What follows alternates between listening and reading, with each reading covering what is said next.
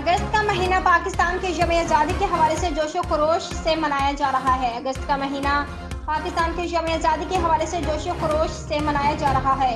Saudi अरब के शहर तमाम में पाकिस्तान ओवरसीज कम्युनिटी की जानिब से पहचाने पाकिस्तान के अरमान से एक बड़ी रंगारंग तकरीब सजाई गई, जिसमें सफीर पाकिस्तान समेत फैमिलीज की बड़ी तादाद ने शिरकत की।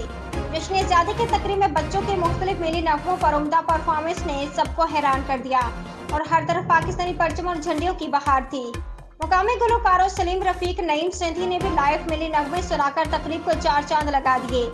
तकरीब में सफीर पाकिस्तान अहमद फारूक ने 76वीं यौम आज़ादी की मुबारकबाद देते हुए कहा कि ऐसी तकरीबात से न सिर्फ पाकिस्तान से हब्बुल वतनी का जज्बा बढ़ता है, बल्कि हमारी नौजवान नस्ल खसूसन बच्चों को इस दिन की अहमियत का अंदाजा होता है।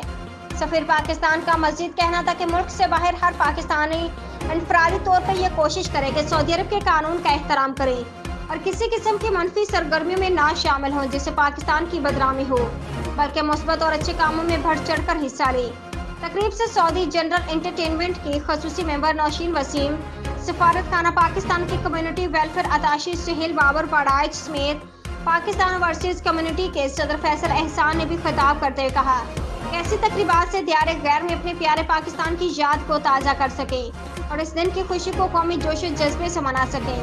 तकरीब में ऑर्गेनाइजर की तरफ से यौम आज़ादी का केक भी काटा गया और बच्चे बड़े सभी कौमी जोश और जज्बे के साथ ये दिन मनाते नजर आए। रिपोर्ट सऊदी अरब, जवेरिया असद।